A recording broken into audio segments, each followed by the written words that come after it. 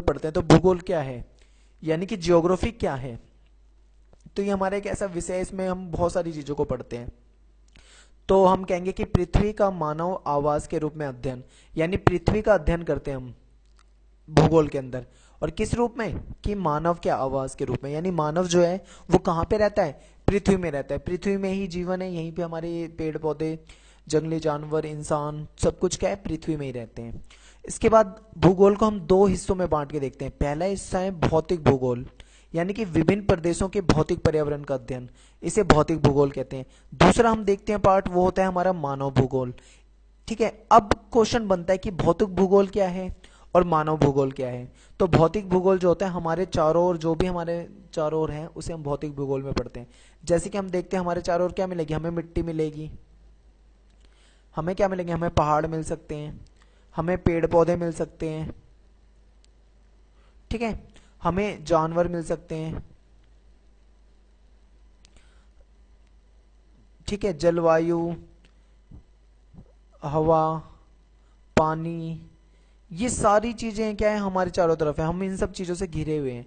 तो ये सभी किस में आते हैं, ये सब आते हैं भौतिक भूगोल में। और इसी भौतिक भूगोल के बाद हम पढ़ते हैं मानव भूगोल। मानव भूगोल में हम क्या पढ़ते हैं, इसमें हम पढ़ते हैं भौतिक भूगोल, यानी ये जो भी चीजें हमने यहाँ पे लिखी थी वो सारी चीजें भौतिक भूगोल। और मानव जगत के अंतर संबंधों का अध्ययन, यानी कि भौतिक भूगोल और हम उसके, हम मानव से क्या रिलेशन है इसके बारे में पढ़ते हैं। देखिए जैसे कि मान लो, देखो एक एग्जांपल देता हूं आपको, यहां से समझ में आएगा। देखो भाई, ये मान लो एक पेड़ है, ठीक है, और यहां पे है एक मानव।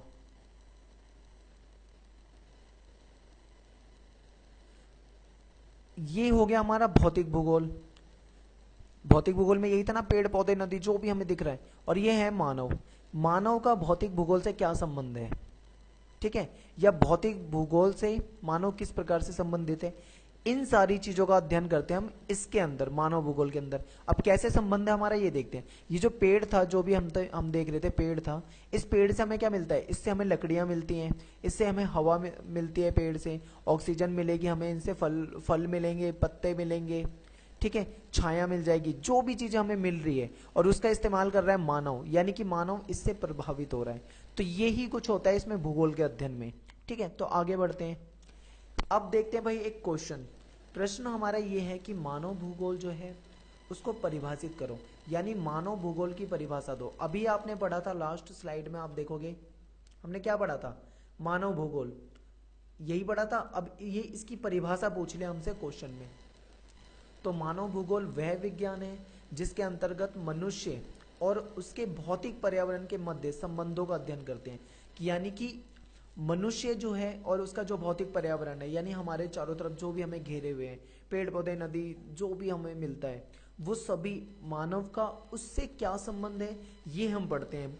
ठीक है, मानव भूगोल के अंदर यही सारी चीजें बताई थी मैंने आपको, याद आया होगा, एक एग्जाम्पल दिया था मैंने, एक था पेड़ और एक था मानव, और ये मैंने बता दिया था ये भौतिक भूगोल के तहत, और ये मानव, इसका इससे क्या संबंध है ये मैंने आपको बताया था, यही पढ़ते हैं हम मानव भूगोल के अंदर। आई होप आपको इस उदाहरण से अच्छे से समझ में आया होगा।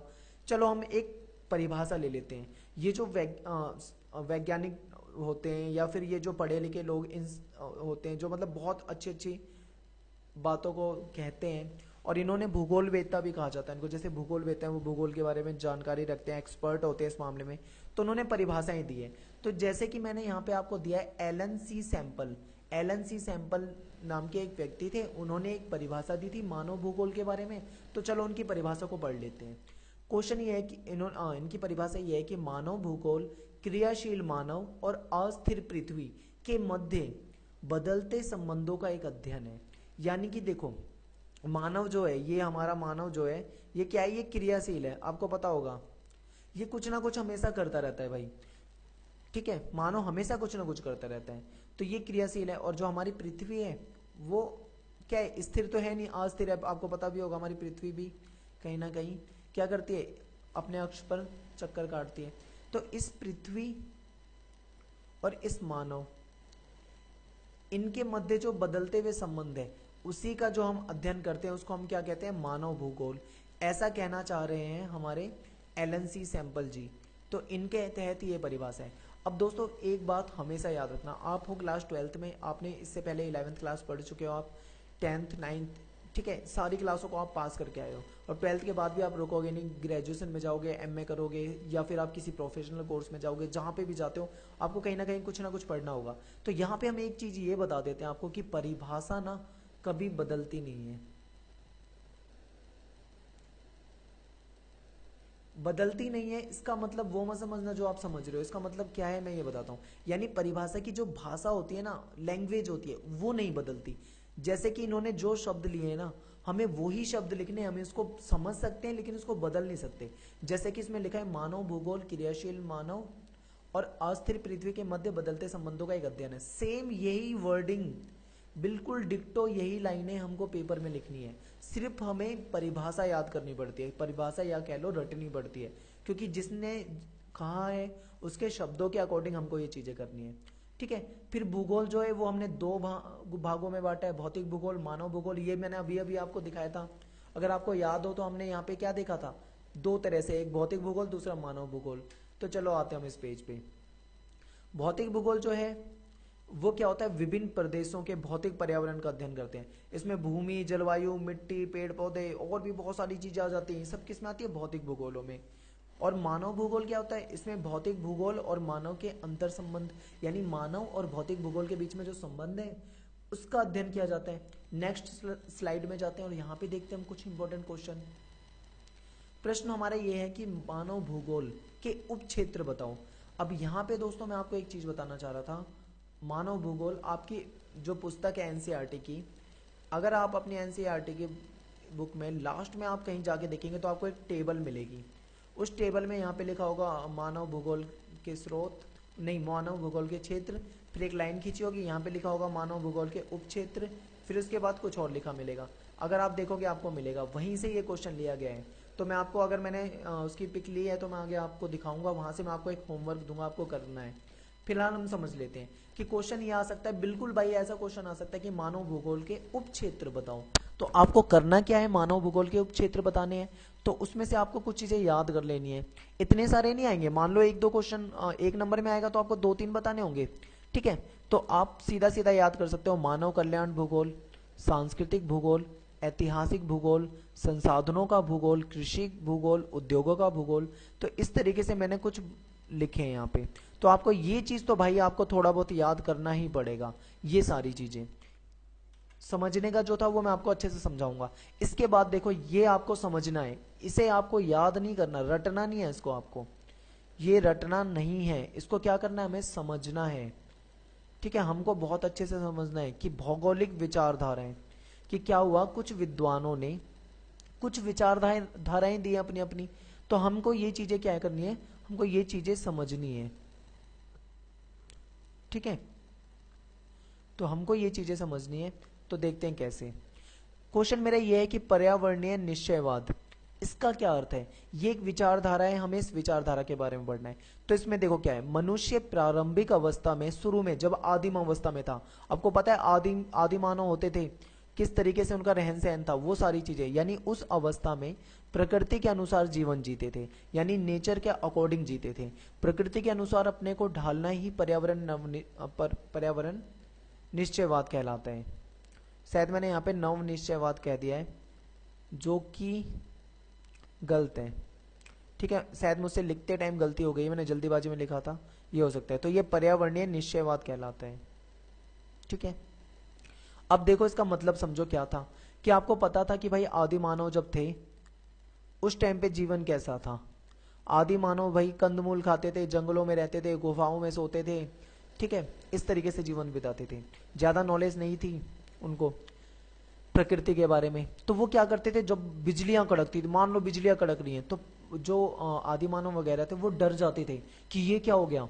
वो सोचते थे शायद ये प्रकृति का प्रकोप है, यानी प्रकृति जो है वो हमसे क्या है, नाराज है, भगवान जो है वो हमसे नाराज है, इसीलिए वो बिजलियां कड़का रहे हैं हमको सजा देने के लिए।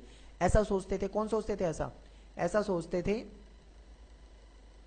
वो आदि मानव। और वो क्या करते थे, प्रकृति से डरते थे, प्रकृति के अनुसार अपने आप को ढाल लेते थे। यही है पर्यावरणीय निश्चयवाद, यानी प्रकृति के अकॉर्डिंग अपने आप को ढाल लेना, ये प्रकृतिवाद पर्यावरण निश्चयवाद है। तो आई होप आपको ये परिभाषा समझ में आई होगी, ये विचारधारा समझ में आई होगी। अगली विचारधारा देखो क्या है। एक विचारधारा है संभववाद, ये थोड़ा सा उससे हटके है, इसमें आपको अच्छे से समझ में आ जाएगा। फिर क्या हुआ, धीरे धीरे जो मनुष्य था उसकी प्रकृति को, नियमों को समझने लगा। यानी आदि मानव हमेशा आदि मानव थोड़ी ना रहा, धीरे धीरे उसका विकास होने लगा। अब वो आवारा जिंदगी नहीं बिताता था, पहले वो इधर से उधर घूमता रहता था, ऐसी लाइफ बिताता था। लेकिन अब उसने गुफाओं में रहना शुरू करा, उसने खेती करना शुरू करा। यानी कि जैसे जैसे वो प्रकृति के नियमों को थोड़ा थोड़ा समझने लगा, वैसे वैसे उसका क्या होने लगा, उसका विकास होने लगा। प्रकृति के नियम समझकर प्रौद्योगिकी का विकास हुआ। यानी जो प्रौद्योगिकी का मतलब होता है, इसका मतलब होता है, इंग्लिश में हम बोलते हैं टेक्नोलॉजी, ठीक है, हिंदी में बोलते हैं प्रौद्योगिकी। तो जैसे जैसे उसने क्या करा, नियमों को समझा, प्रकृति के नियमों को, तो टेक्नोलॉजी का क्या हुआ, विकास किया और प्रकृति को अपने अनुसार ढाल लिया। बस इतना ही फर्क था। पहले वाली विचारधारा जो हमने पढ़ी थी, ये वाली आपने देखा होगा, इसमें पर्यावरण निश्चयवाद, इसमें क्या था कि मनुष्य प्रकृति के अनुसार जीवन जीता था और उसके अनुसार अपने आप को ढालता था। लेकिन इसमें थोड़ा सा डिफरेंस है। यहाँ पे क्या है, यहाँ पे प्रकृति को अपने अनुसार ढालता है, ठीक है, यानी उसका अपोजिट है ये। तीसरी विचारधारा है, ये है नव निश्चयवाद विचारधारा। इसको हम आधुनिक निश्चयवाद भी कहते हैं और इसको हम वैज्ञानिक निश्चयवाद भी कहते हैं, यानी अलग अलग नामों से हम इसको जानते हैं। तो इसके अनुसार क्या है, नव निश्चयवाद जो होता है वो प्रकृति पर पूर्ण निर्भरता और प्रकृति में का अतिदोहन दोनों के निषेध करता है, यानी दोनों को मना करता है और बीच के रास्ते को अपनाने को कहता है। यानी इनके अकॉर्डिंग इसका मतलब ये है कि ना तो भाई हमें प्रकृति पे पूरी तरीके से निर्भर होना चाहिए, या हमें क्या ये कहता है कि हमें प्रकृति पे पूरी तरीके से निर्भर नहीं होना चाहिए। और दूसरा कहता है कि ना ही हमें क्या होना चाहिए, प्रकृति का अंधाधुन दोहन करना चाहिए, यानी अंधाधुन दोहन नहीं करना चाहिए। इन दोनों के बीच का रास्ता हमें अपनाना चाहिए, ठीक है। तो ये है नव निश्चयवाद। तो मैंने आपको तीन विचारधारा बताई। एक प्रकृति, ये जो लास्ट वाली हमने पढ़ी थी ये थी पर्यावरणीय निश्चयवाद, दूसरी हमने पढ़ी संभावनावाद, तीसरी हमने पढ़ी नव निश्चयवाद। अब चलते हैं हम अगले पेज पे और देखते हैं यहाँ पे। ये है, मैंने क्वेश्चन लिया है आपकी सपोर्टिंग से। तो सपोर्टिंग में ये क्वेश्चन था और मैंने सेम क्वेश्चन आपको बताया है। थोड़ा सा इसमें देखो, मानव भूगोल की परिभाषा दो। अब यहाँ पे मानव भूगोल की परिभाषा देनी है, तो रैट जल, यानी रैट जल के अनुसार मानव भूगोल मानव समाजों और धरातल के बीच संबंधों का संश्लेषित अध्ययन है। लेकिन परिभाषा मैंने आपको बताया था, आप इसको बदल नहीं सकते, आप इसको बिल्कुल डिक्टो वैसी की वैसी लाइन आपको याद करनी पड़ेगी कि ये इसके बीच में संबंध है, ठीक है। और वैसे हम सिंपल सी लैंग्वेज में देखें तो भौगोलिक वातावरण और मानवीय क्रियाओं के अंतर संबंधों और विभिन्नताओं का अध्ययन ही क्या होता है, हमारा मानव भूगोल। यानी कि जो हमारा भौगोलिक वातावरण है, जो भौतिक वातावरण है, और मानव जो है, मैंने बताया था अभी, आपको याद आया होगा एग्जाम्पल ये वाला, यानी हमारा पर्यावरण और हमारा मानव, इन दोनों के बीच में जो रिलेशन है उसके बारे में बताना था, ठीक है। इसी के अध्ययन को हम क्या बोलते हैं, मानव भूगोल कहते हैं। ये तो होगी इसकी परिभाषा। आप या तो रेड जल की याद कर लो या उसकी सैंपल की याद कर लो, ये दो तीन जो भूगोलवेता थे इन्होंने परिभाषा दी थी, आप किसी की भी याद कर सकते हो। आगे क्वेश्चन है कि मानव भूगोल के क्षेत्र बताओ। अगर आपको याद हो, अभी मैंने आपको एक क्वेश्चन में बताया था मानव भूगोल के उप क्षेत्र।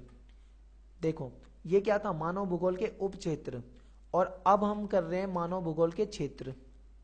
तो ये क्षेत्र और उप क्षेत्र क्या होते हैं ये समझ लो, ये आपको समझ में आएगा। जैसे कि मान लो मैं कोई एक चीज उठा लेता हूं, मैंने उठा लिया, मान लो इसमें से क्या उठाऊं मैं, सांस्कृतिक भूगोल, चलो मान ले मैंने सांस्कृतिक भूगोल उठा लिया।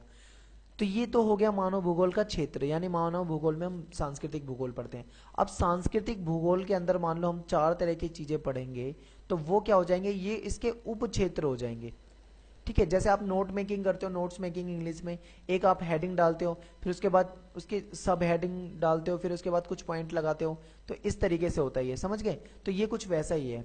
तो मानव भूगोल के जो क्षेत्र हैं वो ये हैं, सांस्कृतिक भूगोल, नगरीय भूगोल, राजनीतिक भूगोल, आर्थिक भूगोल, सामाजिक भूगोल, जनसंख्या भूगोल, आवास भूगोल। ये सारा आपको उस बुक में टेबल में मिलेगा जो मैंने आपको बताया था। अगले पेज पे आते हैं। ये देखो, ये आया हुआ पेपर है और ये आया हुआ क्वेश्चन है पेपर में, ये आया था 2014 में। तो ये क्या है कि भौतिक भूगोल और मानव भूगोल के तत्वों के मध्य परस्पर अन्योन्य क्रिया होती है। यानी कि भौतिक भूगोल जो है और मानव भूगोल, उन दोनों के बीच में क्या होती है, क्रिया होती है। इस कथन को कुछ एग्जाम्पल देके आपको बताना है। तो ये एग्जाम्पल मैं आपको पहले ही दे चुका हूं, आप समझ जाओ बस ध्यान से देखो इसे, कि भौतिक भूगोल और मानव भूगोल के तत्वों के मध्य अन्योन्य क्रिया होती है, सभी जानते हैं। भौतिक भूगोल के विभिन्न लक्षण हैं, जैसे कि भूमि की बनावट, ये भौतिक भूगोल है। कहीं पे आपको जाओगे तो आपको बिल्कुल समतल मिलेगा, पहाड़ी इलाकों में जाओगे तो आपको जमीन कैसी मिलेगी, उबड़ खाबड़ मिलेगी। यानी कि हो गया ना डिफरेंस, अलग अलग जगह। यानी भूमि की बनावट, जलवायु, जलवायु भी आपको अलग अलग जगह मिलेगी। आप भारत में रहोगे तो यहाँ पे अलग तरह की जलवायु, ब्रिटेन में जाओगे वहाँ की जलवायु अलग तरह की मिलेगी आपको। भारत में गर्म जलवायु मिलेगी, तो कहीं वहाँ जाते हैं हम ब्रिटेन वगैरह में, वहाँ पे ठंडी जलवायु मिलती है। और मिट्टी मिलेगी हमें, ठीक है। यानी कि ये सारा क्या है, भौतिक भूगोल है। मिट्टी, पदार्थ, जल, वनस्पति जैसे पेड़ पौधे, ये सभी क्या है, ये सब है भौतिक भूगोल। और इन्हीं में क्या रहता है, मनुष्य रहता है इनसे जुड़ा हुआ। यानी मनुष्य के रहन सहन तथा आर्थिक सामाजिक क्रियाओं पर प्रभाव डालते हैं। अभी मैंने बताया था कि ये सारा भौतिक भूगोल है। ये पहाड़ हो गया, ये पेड़ पौधे हो गए, ठीक है, नदी हो गई, मिट्टी हो गई मान लो, ठीक है। ये जो भी सारी चीजें भौतिक भूगोल है, और ये मानव को क्या करती हैं, प्रभावित करती हैं। मानव जो है वो इनके बिना नहीं रह सकता है। हमें मतलब अगर हम खाना खाते हैं तो हमें कहाँ से मिलता है, वो पेड़ पौधे से, कहीं ना कहीं हमें फसलों से मिलता है, तो वो भी हमें प्रकृति से मिल रहा है। पानी पी रहे हैं हमें, वो भी प्रकृति से मिल रहा है। यानी कि हमारा पूरा का पूरा जीवन प्रकृति से जुड़ा हुआ है। तो हमारे और इनके बीच में क्या होती है, अननोन क्रिया होती है, क्रियाएं होती हैं, बहुत सारी क्रियाएं होती हैं। प्रकृति मनुष्य के कार्य और जीवन को निश्चित करती है, कि इन प्रकृति जो हमारे जीवन को पूरी तरीके से निश्चित करती है, ठीक है। मानव जीवन को निश्चित करती है। मानव जीवन प्राकृतिक साधनों पर ही आधारित है, क्योंकि हमें पता है कि भाई हमने ये जितनी भी टेक्नोलॉजी वगैरह बनाई है, इन सब में प्राकृतिक चीजों का ही तो इस्तेमाल हुआ है, प्रकृति का ज्ञान हुआ है, तभी तो हम इन चीजों को बना पाए हैं। यानी कि मानव जीवन जो है वो प्राकृतिक संसाधनों पर आधारित होता है, और उन्हीं प्राकृतिक साधनों के द्वारा मानव के रोजगार, फसल चक्र, परिवहन के साधन आदि प्रभावित होते हैं, ठीक है। इन्हीं प्राकृतिक संसाधनों से रोजगार, फसल चक्र, परिवहन, ये सारी चीजें क्या होती हैं, प्रभावित होती हैं। प्रकृति मानव विकास के भरपूर अवसर प्रदान करता है। यानी प्रकृति से क्या होता है, मानव को विकास करने का पूरा अवसर मिलता है नेचर के अंदर ही, और मानव इन अवसरों का क्या करता है, उपयोग करता है, और उपयोग करके ही विकास करता है। अब जैसे कि मान लो जहाज उड़ता है, ठीक है, आपने देखा होगा एरोप्लेन जो है वो उड़ता है, एरोप्लेन उड़ता है, बहुत तेज स्पीड में उड़ता है। ये सारी चीजें इंसान को कैसे पता लग पाया, जब इंसान को प्रकृति का ज्ञान हुआ, प्रकृति की नॉलेज हुई, तभी वो इन चीजों को कर पाया, वरना भाई ये चीजें पॉसिबल नहीं थी। अब आसमान में आपको पता होगा कि वो एक निश्चित जगह पर ही उड़ता है, एक परत है, उस जगह पे जाके उड़ता है, समताप मंडल कहा जाता है उसको। अगर उससे ना तो जहाज नीचे उड़ सकता है, और ना ही जहाज उससे ऊपर जा सकता है। तो ये सारी चीजें कहाँ से हुई, ये सब चीजों की नॉलेज हुई है इंसान को प्रकृति के नियमों को जानकर। आई होप आपको ये भी समझ में आया होगा। अगला क्वेश्चन देखो, प्रकृति और मनुष्य आपस में इतनी जटिलता से जुड़े हुए हैं, उन्हें एक दूसरे से अलग नहीं किया जा सकता। बिल्कुल सही है, कथन को प्रमाणित कीजिए, आपको बताना है कि ये बिल्कुल सही है। कैसे बता सकते हो आप इसको, देखो, प्रकृति और मानव को एक दूसरे से अलग नहीं किया जा सकता, ये हम सभी जानते हैं, क्योंकि हम जो निर्भर है, हमारी जो लाइफ है वो कहीं ना कहीं पूरी की पूरी प्रकृति से पे ही तो निर्भर है। हम आपस में क्या करते हैं, बहुत सारी क्रियाएं करते हैं। मनुष्य ने प्राकृतिक पर्यावरण में सामाजिक सांस्कृतिक पर्यावरण की रचना करी है, कि ये जो हमारा सामाजिक और सांस्कृतिक पर्यावरण बना है, ये प्राकृतिक पर्यावरण में ही बना है, हाँ, उसकी नॉलेज से ही बना है। आगे भौतिक और मानवीय परिघटनाओं का वर्णन प्राय रूपकों से किया जाता है, जैसे पृथ्वी के रूप में कर लिया हमने, तूफान, नदी, ऐसे रूप से हम क्या करते हैं, मानवीय घटनाओं का वर्णन करते हैं हमेशा। तो ये सारी चीजें जो हैं, हमें थोड़े से ये क्वेश्चन याद रखने हैं, क्योंकि जो हमारा सपोर्टिंग मटेरियल है वो हमारे लिए बेस्ट है। एक यही चीज है जो हमें अच्छी तैयारी करवा सकता है। इसके बाद हमें क्या करना है, क्वेश्चन पेपर जो लास्ट ईयर के आए, एक दो क्वेश्चन पेपर सोल्व करने हैं। अगला क्वेश्चन है, अगला, कि मानव भूगोल के अध्ययन की विषय वस्तु क्या है, किन्हीं तथ्यों की व्याख्या करो। विषय वस्तु यह है कि मान लो मानव भूगोल हम पढ़ते हैं, तो इसमें यह पूछा गया कि मानव भूगोल में हम क्या पढ़ते हैं, ठीक है। एग्जाम्पल मैं आपको दे देता हूं, जैसे मान लो कि पूछ लें कि पॉलिटिकल साइंस में क्या पढ़ते हैं, तो पॉलिटिकल साइंस में हम पढ़ते हैं भाई देश के बारे में, राज्यों के बारे में, सरकारों के बारे में, लोकसभा, राज्यसभा, संविधान, शासन, विदेश संबंध, विभिन्न तरह के पर्यावरण के बारे में, वैश्वीकरण, ये सब हम क्या पढ़ते हैं? पॉलिटिकल साइंस में पढ़ते हैं। ऐसे ही आपसे ये पूछ रहा है कि मानव भूगोल में हम क्या पढ़ते हैं, तो मानव भूगोल में हम पढ़ते हैं कि भौतिक पर्यावरण और मानव, इनके बीच में जो क्रियाएं होती हैं, उससे जो सांस्कृतिक वातावरण, ठीक है, इन सारी क्रियाओं से हम सांस्कृतिक वातावरण का अध्ययन करते हैं। जो भी क्रियाएं होती हैं उन सारी चीजों का अध्ययन करते हैं हम भूगोल के तहत।